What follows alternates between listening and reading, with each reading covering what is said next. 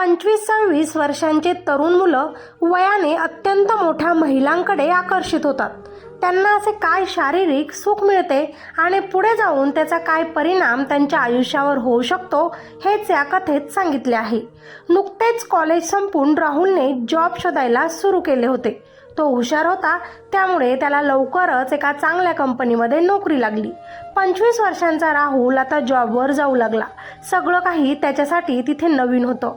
तिथं गेल्याबरोबरच त्याची ऑफिसमधीलच 45 वर्षांच्या रुपालीसोबत ओळख झाली, कारण दोघंही सेम प्रोजेक्टवर काम करत होते.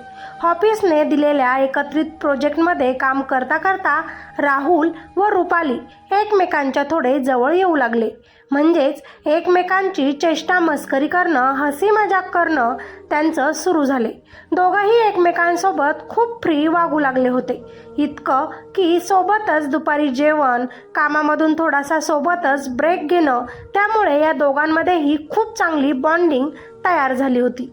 रुपाली घरी आपल्या 2 मुलांसोबत एकटीच राहत होती. नवरा कामानिमित्त दुसऱ्या ठिकाणी होता. 2-3 महिन्यांतून एकदाच तो घरी यायचा, म्हणून रुपाली देखील स्वतःला खूप एकटं समजत होती. जेव्हापासून राहुल ऑफिसमध्ये यायला लागला, रुपालीच्या चेहऱ्यावर आनंद होता. ती रोजच वेगवेगळ्या साड्या ऑफिसमध्ये घालून जाऊ लागली, जेणेकरून राहुल तिच्याकडे आकर्षित होईल. खरं तर 45 वर्षांची रुपाली आता राहुलला स्वतःकडे शारीरिकदृष्ट्या आकर्षित करू लागली होती. रुपाली मुद्दामूनच आपल्या घरची परिस्थिती त्याच्यासोबत शेअर करत असे. त्या दोघांच्या बोलाचालीमधून राहुलला आता समजलं होतं की रुपाली मॅडमचे मिस्टर त्यांच्या कुटुंबापासून कामानिमित्त घराच्या बाहेरच असतात. फॅमिलीपासून ते खूप दूर राहतात. त्यांचा मुलगा आणि मुलगी इथे शाळेत जातात, म्हणून रुपाली आपल्या मुलांना घेऊन लगेचच नवऱ्यासोबत तिकडे सेटल होऊ शकत नव्हती. म्हणूनच ती या शहरामध्ये आपल्या मुलांच्या शाळेसाठी थांबली आहे व तीही इथे जॉब करत आहे. रुपालीच्या मनातील भावना आता राहुलला समजू लागल्या. ती नेहमीच स्वतःहून राहुलला फोन मेसेज करू लागली. त्याच्यासोबत थोडंसं वेगळं बोलू लागली. रुपालीने जसे जसे राहुलला फिजिकली अट्रॅक्ट करायचा प्रयत्न केला, तिच्या शारीरिक डिमांड पूर्ण करण्याचा प्रयत्न केला. आपल्या बोलण्यातून राहुलला वेगळा रिस्पॉन्स ती द्यायला लागली. तेव्हा राहुलला देखील वाटलं की रुपाली मॅडम जे काही बोलत आहे ते करायला हरकत तरी काय आहे. आपण देखील 25 वर्षांचा तरुण आहोत, त्यातली त्यात आपलं लग्नही झालं नाही, म्हणजे आपण कुणाला फसवत देखील नाही, आणि त्यातली त्यात रुपाली देखील एक विवाहित स्त्री आहे. तिला तिचे कुटुंब आहे, 2 मुलंही आहेत. त्यामुळे आपल्याला पुढे जाऊन काही प्रॉब्लेम देखील होणार नाही. तसंही कंपनीत कामाचं खूप टेन्शन आहे. इतक्यात तर आपण लग्न देखील करणार नाही. रुपालीसोबत फिजिकल व्हायला काय प्रॉब्लेम आहे? एवढंच मलाही चांगलं वाटेल, मलाही शारीरिक सुख भेटेल, तिच्याकडे चांगलाच अनुभव असेल, तिच्याकडून मला चांगलं प्रेम मिळू शकतं.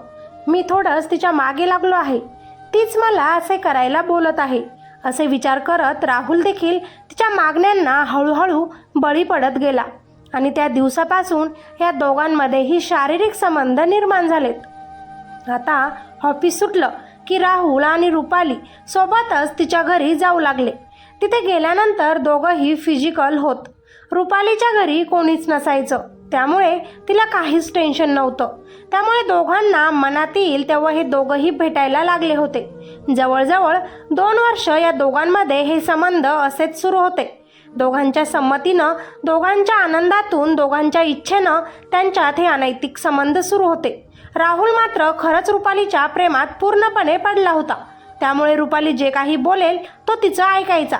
राहुलने त्याच्या घरापासून ही गोष्ट लपवून ठेवली होती. तो कधी कधी रुपालीच्याच घरी राहत असे, तिच्या मागण्या पूर्ण करत असे, तिला सुख देत असे. कामानिमित्त मी बाहेर होतो असे तो आपल्या घरच्यांना सांगत असे. मुलं मोठे झाले आहे, जॉब करताय म्हटल्यावर घरचे देखील फारसं लक्ष देत नाहीत. म्हणूनच कुठेतरी राहुलसारखे 25 वर्षांचे मुले महिलांच्या जाळ्यात फसले जातात. रुपालीची मुलं तर लहान होती, त्यातली त्यात तिचा नवरा बाहेरगावी राहत असल्यामुळे 4-5 महिन्यांतून तो 1-2 वेळाच घरी यायचा. त्यामुळे तिला कुणाचीच भीती राहिली नव्हती. पण राहुलला मात्र घरच्यांचा धाक होता. राहुल चांगल्या नोकरीला लागला होता, आता परमनंट देखील झाला होता. त्यामुळे त्याच्या घरचे त्याचं लग्न लावण्याचा विचार आता करत होते. त्याच्या घरच्यांनी राहुलचे वाढते वय बघून त्याचं लग्न ह्याच वर्षी करायचं मनावर घेतलं होतं. आम्ही किती दिवस तुझ्यासोबत राहू, तुला एखाद्या साथीदाराची गरज आहे असे म्हणत घरच्यांनी त्याला लग्नासाठी राजी केले होते.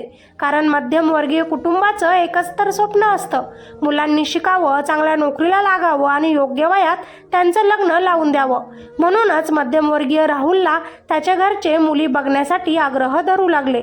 नातेवाईकांच्या मार्फत, शेजाऱ्या पाजारांच्या मार्फत त्याला वेगवेगळ्या मुली सुचवायचं काम आता त्याच्या घरचे करू लागले. पण राहुल मुलगी पसंत करत नव्हता.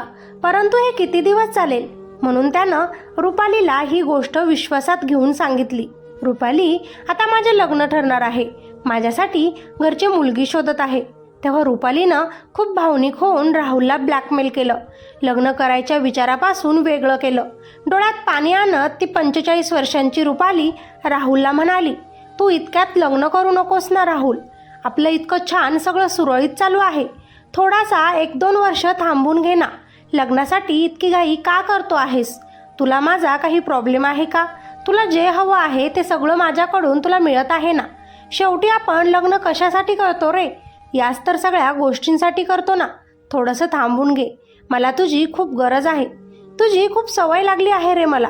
माझ्या नवऱ्यापेक्षाही मी तुझ्यासोबत खूप आनंदी आहे रे, तुझ्यासोबत खूप खुश आहे मी, तुझ्यावर खूप प्रेम करते.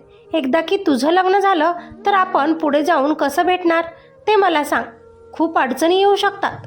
रुपाली राहुलच्या जवळ जात त्याला म्हणाली, मला असं वाटतं की आपण एकमेकांसोबत फिजिकल जसं होतो, एकमेकांच्या ज्या गरजा पूर्ण करत आहोत तेच सगळं पूर्ण करूया. रुपालीच्या डोळ्यात बघत, रुपालीचं बोलणं ऐकत पुढचे 6-7 महिने राहुलने लग्नाचा विचार टाळला होता. त्याला वाटलं की रुपाली जे बोलत आहे ते योग्य आहे. रुपालीने आपली खूप साथ दिली आहे, आपल्यावर तिचं खूप प्रेम आहे, वेळोवेळी तिनं आपली मदत केली आहे. एका हाकेवर ती माझ्यासाठी आली आहे. तिच्या नवऱ्यापेक्षा, मुलांपेक्षा तिनं माझ्यावर जास्त प्रेम केलं आहे. आपल्याला शारीरिक सुख, आनंद मिळवून दिला आहे. म्हणूनच सुखदुःखात सहभागी होणारी रुपाली जे म्हणत होती तेच राहुल तिचं ऐकत होता. तो नेहमी मनात विचार करत, मला जर तिला कुठे सोबत घेऊन जायचं असेल तर तिनं तिच्या मुलांना कधीच मध्ये आणलं नाही किंवा स्वतःच्या नवऱ्याची देखील पर्वा केली नाही. समाजाची, तिच्या कुटुंबाची कुणाचीच भीती तिनं बाळगली नाही. तिचं त्याच्यावर खूप प्रेम आहे. त्यामुळे आपण सुद्धा रुपालीला काहीतरी देणं लागतो. म्हणून आपण एवढ्यात लग्न न केलेलंच बरं, तिच्यासोबत राहणेच योग्य आहे असा विचार करत राहुलने लग्नासाठी टाळाटाळ करायला सुरू केलं होतं. आणि रुपाली म्हणेल तसंच तो वागत होता. परंतु 1 वर्षानंतर त्याच्या घरच्यांनी राहुलवर प्रचंड प्रमाणात दबाव टाकायला सुरू केलं होतं. त्याला घरचे विचारू लागले होते की बेटा, तुझं कुणासोबत काही प्रेम प्रकरण सुरू आहे का? तू तुझ्या शाळेतील, कॉलेजमधील एखादी मुलगी तुझ्यासाठी शोधून ठेवली आहे का? असेल तुझ्या पसंतीची एखादी मुलगी तर तू आम्हाला सांग, आम्ही तुझं लग्न तुझ्या पसंतीच्या मुलीसोबतच लावून देऊ. आम्हाला काहीही प्रॉब्लेम नाही. तू खुश तर आम्ही खुश. तू लव्ह मॅरेज करू शकतोस. काही कमी जास्त होत असेल तर आम्ही ते ॲडजस्ट करायला देखील तयार आहोत. आमचा नेहमीच तुला सपोर्ट असेल. पण आता तुझ्या लग्नाचं वय निघून चाललं आहे राहुल, त्याच्याकडे तू दुर्लक्ष करू नको. नातेवाईक आता आम्हाला विचारत आहेत की तुमच्या मुलाचं लग्न कधी करायचं आहे. हे बघ राहुल, वेळच्या वेळी लग्न होणं, वेळच्या वेळी मुलं होऊन जाणं ही तुझी तशीच आमचीही गरज आहे. असे रोजच भावनिक बोलून राहुलचे घरचे त्याच्यावर दबाव टाकू लागले. आपल्यापेक्षा वयाने दुप्पट असलेल्या स्त्रीच्या प्रेमात पडलेल्या राहुलला मात्र काहीच समजेना की आता आपण काय करायचं. ऑफिसमधली आपली 45 वर्षांची प्रियसी रुपालीला माझ्या लग्नासाठी कसं तयार करायचं? मी दुसरीकडे लग्न करणार म्हटल्यावर ती मला काय बोलणार? तिला कसे सांगू की आता आपण आपले रिलेशन इथेच थांबवले पाहिजे? त्यातले त्यात तिला 2 मुलं आहेत, तिचा नवरा देखील आहे. तिच्या त्या कुटुंबाला सोडून ती माझ्यासोबत लग्न देखील करणार नाही असे देखील ती बोलली आहे. मग तिला कसं म्हणू की आता तू त्यांच्यासोबतच नेहमी खुश राहा आणि मला दुसऱ्या मुलीसोबत लग्न करू दे, मला माझा संसार आता बघू दे. असंच मनात खूप विचार करून तो त्या दिवशी रुपालीकडे गेला आणि खूप हिंमत करून त्यानं तिच्याकडे हा विषय काढला. रुपाली, तू तर तुझं सगळं सेटल असलेला संसार सोडून माझ्यासोबत लग्न करायला तयार नाहीसच ना. कारण तुला तुझा नवराही लागतो आणि मीही. पण हे कसे चालणार? आणि तू तुझं लक्झरी आयुष्य सोडून माझ्यासारख्या मध्यमवर्गीय मुलाच्या घरी राहायला येणार नाहीच. त्यामुळे रुपाली, आज मी तुझ्याकडे शेवटचं आलो आहे असे समज. आता इथून पुढे माझं लग्न झाल्यानंतर आपलं भेटणं अशक्य होईल. कारण इथून पुढे आपलं रिलेशन कंटिन्यू करणं मला मात्र जमणार नाही. कारण एवढ्यात 2-3 स्थळं माझ्या आईवडिलांनी माझ्यासाठी सुचवली आहेत. त्यातीलच एक तरी स्थळ या आठवड्यात पक्क होणार. 2-3 दिवसांमध्ये माझा साखरपुडा सुद्धा पार पडेल आणि 1-2 महिन्यात लग्न देखील होणार. त्यामुळे रुपाली, आज, आत्ता आणि इथेच आपण आपलं रिलेशन कायमचंच स्टॉप करून टाकू.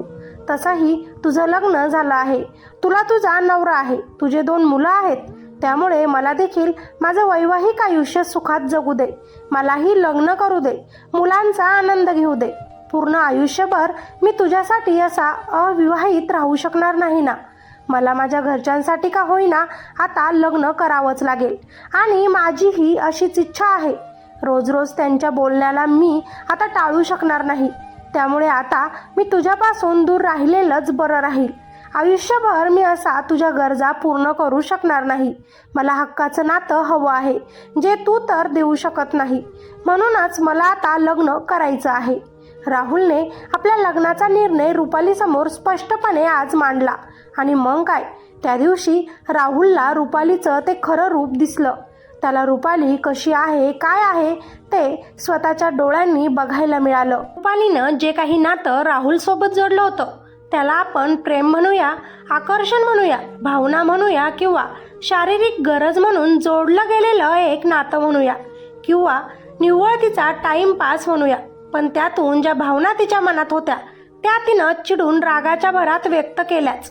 ती डायरेक्ट राहुलला बोलू लागली, हे बघ राहुल, जर तू लग्न केलंस किंवा माझ्या व्यतिरिक्त तू दुसऱ्या कोणत्याही मुलीच्या आयुष्यात आलास किंवा दुसरी कोणतीही स्त्री असो की मुलगी असो तुझ्या आयुष्यात जर आली तर मी तुला असं सहजासहजी अजिबात सोडणार नाही.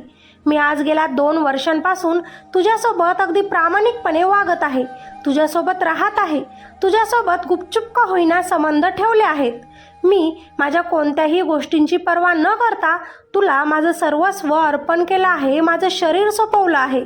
त्यामुळे तू जर आता मला सोडून दुसऱ्या कोणत्याही मुलीसोबत लग्न करत असशील किंवा जी मुलगी तुझ्यासोबत लग्न करणार असेल तर मी तिला आपल्या दोघांमध्ये जे काही आजपर्यंत झालं आहे, 2 वर्षांपासून जे काही आपल्यात घडत आलं आहे ते सगळं काही तिला सांगणार. खरं तर मी तुझ्या आईवडिलांना, तुझ्या नातेवाईकांना सगळं काही खरं सांगून देणार. आपल्या दोघांमध्ये जे काही झालंय त्याची कल्पना मी सगळ्यांनाच देणार. नाही तर मी स्वतः आत्महत्या करून घेणार. मी तुझी पोलीस कंप्लेंट करायला देखील चुकणार नाही, लक्षात ठेव. तू कशा प्रकारे माझा गैरफायदा घेतलास हे मी माझ्या नवऱ्याला देखील सांगेन की तू गेल्या 2 वर्षांपासून माझ्यावर जबरदस्ती करतो आहेस. तू मला ब्लॅकमेल करत होतास. मी जे मनात येईल ते सगळं करेन, माझी सगळी ताकद वापरेन. पण तुझं लग्न दुसऱ्या मुलीसोबत अजिबात होऊ देणार नाही.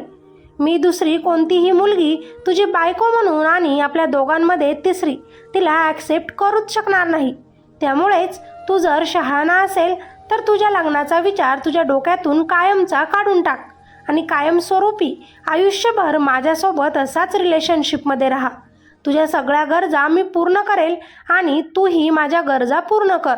याची भनक कुणालाही कधीही लागणार नाही. रुपालीचं हे भयानक रूप पाहून, तिचे असे बोलणे ऐकून, तिनं दिलेल्या रिॲक्शन पाहून 25 वर्षांचा राहुल मात्र खूप जास्त मेंटली डिस्टर्ब झाला होता.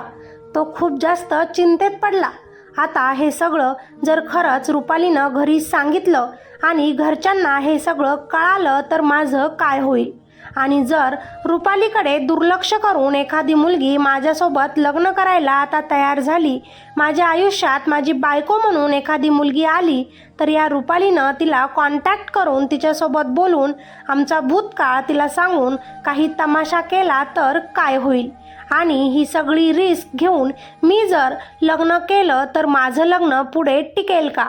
जर या समाजात हे सगळं सत्य समोर आलं तर मी या समाजाला कसा सामोरे जाऊ, कसा तोंड दाखवू? उद्या या रुपालीनं माझ्या विरोधात खरंच काही पोलीस कंप्लेंट केली तर, तिच्या नवऱ्यानं किंवा तिच्या नातेवाईकांनी माझ्या विरोधात काही ॲक्शन घेतली तर, आपल्या ऑफिसमधील लोकांना जर ही गोष्ट कळाली तर आता काय करायचं? राहुल विचारात पडला, पण रागात तोही रुपालीला म्हणाला, मी तुझ्याकडे नाही, तू माझ्याकडे चालून आली होती. मी तर तुला नेहमी इज्जत दिली होती. ऑफिसमध्ये देखील मी मर्यादा कधीच ओलांडल्या नव्हत्या, नेहमी रिस्पेक्ट केली आहे. पण तू मला मॅडमवरून रुपाली बोलायला लावलं. तू मला तुझ्या घरी इन्व्हाइट केलं. जवळ मी नाही, तू माझ्या आधी आली होतीस. चूक माझी एक झाली. जेव्हा तू माझ्याजवळ येत होतीस मी तुला थांबवायला हवं होतं.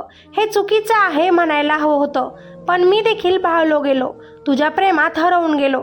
पण आज समजतंय हे प्रेम नव्हतंच, हे एक आकर्षण होतं. तू तर माझा वापर करून घेतलास आणि वरून आज मला धमकी देखील देत आहेस. तुझं तर काय सगळं काही सेटल आहे, नवरा, मुलं. पण माझं काय? मी कसं आयुष्यभर असंच चोरून राहणार? जे करायचं ते तू आता करू शकतेस, पण मी इथून पुढे तुझ्या संपर्कात राहणार नाही. मी तुझ्यावर खरं प्रेम केलं होतं. तू मात्र तुझ्या शरीराची गरज भागवण्यासाठी मला जाळ्यात अडकवलंस. पण आता बास, मी लग्न करतोय. त्याचं ऐकून रुपाली चिडूनच त्याला म्हणाली, तू जे बोलतोय तुला महागात पडेल राहुल. मी तुला सुखात राहूच देणार नाही. कर जे करायचं ते, म्हणत राहुल घरी निघून आला. त्याच्या डोक्यात मात्र रुपाली जेही काही बोलली तेच फिरत होतं. त्यामुळे तो खूप टेन्शनमध्ये देखील आला. 2 वर्ष दोघं सोबत असल्यामुळे राहुलने आपल्या पूर्ण फॅमिलीबद्दल तिला सगळं सांगितलं होतं. त्यामुळे ती देखील सगळ्यांना ओळखत होती. राहुलने खूप मोठी रिस्क घेऊन घरच्यांनी त्याच्यासाठी शोधलेल्या एका मुलीला लग्नास होकार दिला. घरचे सगळे खूप खुश होते. राहुलचे लग्न ठरले. थोड्याच दिवसात साखरपुडा पण होता. ही गोष्ट त्याच्या ऑफिसमध्ये देखील पसरली. रुपालीला मात्र हे सगळं सहन होत नव्हतं. त्यात राहुल तिच्यासोबत जास्त बोलत देखील नव्हता. आपण ज्या मुलीसोबत लग्न करणार आहोत तिला खरं सांगून द्यावे का? पण तिने लग्न मोडले तर काय करायचं? आपल्यासोबत रुपाली काय करत आहे हे जर घरच्यांना सांगितलं तर? पण घरचेही आपल्यालाच नावं ठेवणार असा विचार करून राहुल मात्र द्विधा मनस्थितीत अडकला होता. मध्यमवर्गीय कुटुंबामधलीच स्वातीसोबत राहुलचे लग्न ठरले होते. साखरपुड्याची सगळी तयारी देखील झाली होती. स्वाती आणि राहुल एकमेकांसाठी अंगठी पसंत करत होते. तेव्हाच स्वातीच्या मोबाईलवर एक व्हिडिओ आला आणि त्याखाली एक मेसेज की हाय, राहुल तुला फसवत आहे. त्याचे माझ्यासोबत अनैतिक संबंध होते. त्याच्यासोबत लग्न करत आहेस तर कर, पण विचार करून कर. रुपाली आणि राहुलचा तो व्हिडिओ बघून स्वातीच्या हातातील अंगठी खाली पडली. तिच्या डोळ्यात पाणी आलं. स्वातीचे हावभाव बघून राहुलला समजलं की काहीतरी गडबड झाली. स्वातीने लगेचच राहुलला सांगितले, सॉरी, पण मी तुमच्यासोबत लग्न नाही करू शकणार. तुम्हाला दुसरी कोणी मुलगी आवडत असेल तर तुम्ही लग्न करू शकतात. माझं आयुष्य का बर्बाद करत आहात? मी जरी मध्यमवर्गीय मुलगी असले तरी मी खूप साधी सरळ आहे. कधीही कुणा दुसऱ्या पुरुषाला नजर उचलून बघितले नाही. माझी अपेक्षा देखील माझ्या नवऱ्याबद्दल तीच आहे. त्याचं एखाद्या मुलीवर लग्नाआधी प्रेम असणे मी समजू शकते, पण लग्नाआधी तो पूर्ण शारीरिकदृष्ट्या ही तिचा झालेला असेल तर मी कसे समजून घेऊ शकते? मीच काय, पण कुठलीच मुलगी हे सहन करू शकणार नाही. आणि हो, ही जर एखादी नकळत घडलेली चूक आहे असे तुम्ही म्हणणार असाल तर ही चूक मला मान्य नाही, कारण तुम्ही काय लहान नाहीत. आपण काय करत आहोत हे आपल्याला चांगलंच ठाऊक असतं.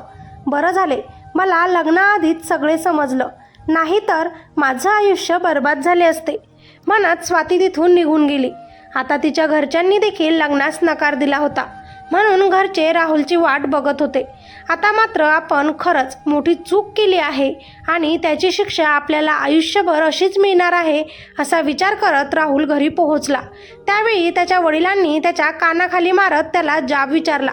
तेव्हा घरच्यांपासून कसे लपवू त्याला समजेना, म्हणून आपण केलेली चूक, रुपालीने दिलेल्या सगळ्या धमक्या त्यानं आपल्या घरी खरं खरं सांगून दिलं. ते ऐकून त्याच्या घरच्यांना देखील खूपच जास्त टेन्शन आले. रुपाली मात्र काहीच समजून घ्यायला तयार नव्हती. तिचा संसार तुटेल याचीही भीती तिला राहिली नव्हती. असेच राहुलचे 3 ते 4 स्थळं मोडले, ज्यामुळे राहुल आता डिप्रेशनमध्ये गेला होता. त्याला रुपालीचा संसारही मोडायचा नव्हता आणि त्याला आपलं आयुष्य टेन्शन फ्री जगायचं होतं. परंतु त्याच्यासोबत लग्न करायला एकही मुलगी तयार होत नव्हती, कारण लग्न होण्याअगोदरच तिच्या कानावर राहुल आणि रुपालीच्या संबंधांबद्दल जायचं. या सगळ्यामुळे राहुलचे घरचे देखील आता खूप टेन्शनमध्ये होते. म्हणून ते देखील रुपालीला समजून सांगण्यासाठी तिच्या घरी गेले होते, पण तिने कुणाचंच ऐकलं नाही. तिने राहुलबद्दल छोट्या छोट्या गोष्टी सांभाळून ठेवल्या होत्या. दोघांचे जवळीक व्हिडिओज बनवून ठेवले होते. संसार तुटेल, आपल्या मुलांचे पुढे कसे होईल याची तिला पर्वा नव्हती. तिनं मात्र राहुलचं आयुष्य उद्ध्वस्त करायचंच मनाशी ठरवलं होतं. पूर्ण 1 वर्षापासून हेच सगळं सुरू आहे. आजही राहुलचे लग्न जमले की थोड्याच दिवसात ते मोडते. त्यामुळे तो खूप जास्त टेन्शनमध्ये गेला आहे. डिप्रेशनमुळे त्याला वारंवार डॉक्टरांकडे जावे लागते. त्यातून बाहेर पडण्याचा मार्ग त्याला आजही मिळाला नाही. त्याच्या घरचे सुद्धा त्याच्यासाठी आता खूप चिंतेत असतात. काउन्सलिंगसाठी वारंवार त्याला हॉस्पिटलमध्ये घेऊन जातात, जेणेकरून आपला मुलगा डिप्रेशनमधून लवकरच बाहेर निघावा. राहुलने केलेली चूक आता त्याच्या चांगलीच लक्षात आली, पण आता पुढे काय करायचं हे मात्र त्याला समजत नाही. ही एक सत्य घटना आहे. राहुलची चूक त्याला मान्य आहे, पण आता त्यानं काय करावं जेणेकरून त्याचं लग्न होईल, तो आपल्या आयुष्यात नव्यानं सुरुवात करू शकेल. आणि रुपालीपासून तो दूर तर झालाय, पण ती त्याचा पाठलाग करणं थांबवत नाही. या सगळ्यांमध्ये त्यानं काय केलं पाहिजे? सगळं काही व्यवस्थित ठीक होईल. त्याचे घरचे सुद्धा आनंदित राहतील. हे तुम्हीच आता कॉमेंट करून राहुलला सुचवा. राहुल आणि रुपाली दोघंही चुकीचे होते असे मला वाटते. राहुलला जर वेळीच कळालं असतं की आपण कुणाच्या आहारी जात आहोत आणि या 1-2 वर्षात जे काही त्यानं शारीरिक संबंध, भावनिक, मानसिक रूपात त्यानं रुपालीपासून जो काही आनंद घेतला, एन्जॉय केला, ते त्याला काय भावात पुढे जाऊन पडेल. या सगळ्याच गोष्टींचा राहुलने रुपालीजवळ जायच्या अगोदर पहिलेच विचार केला असता तर आज ही वेळ त्या राहुलवर आली नसती. आणि लग्न झालेल्या स्त्रिया ज्यांचे नवरे त्यांच्यापाशी राहत नाहीत, कामानिमित्ताने दूर असतात, त्यांनी देखील आपल्या नवऱ्याचा, मुलांचा विचार करायला हवा. असा एखादा तरुण मुलाला फसवून त्याचा उपयोग करून घेऊन त्याला त्रास द्यायचं काम करू नये. शरीर सुखाला प्रेमाचं नाव देऊ नये. आपण वयाने मोठे आहोत त्याचं भान ठेवून समोरचं जर चुकत असेल तर त्याला समजून सांगायचं काम अशा स्त्रियांनी करावं, ना की स्वतःचा फायदा करून घ्यावा. राहुलसारख्या तरुण मुलांनी आपल्यापेक्षा वयाने दुप्पट असणाऱ्या लग्न झालेल्या स्त्रियांच्या प्रेमात पडण्याअगोदर 100 वेळा विचार करावा, जेणेकरून तुम्हाला पुढे जाऊन राहुलसारख्या प्रॉब्लेमला तोंड द्यावं लागणार नाही. तुम्हाला काय वाटतं? खाली नक्कीच मला कॉमेंट करून सांगा. ही कथा आवडली असेल तर लगेचच लाईक करा आणि अजूनही चॅनलवर नवीन असाल, चॅनलला सबस्क्राईब केलेलं नसेल तर आपल्या ह्या चॅनलला सबस्क्राईब करायचं अजिबातही विसरू नका. भेटूया अशाच एका नवीन स्टोरीमध्ये. तोपर्यंत धन्यवाद.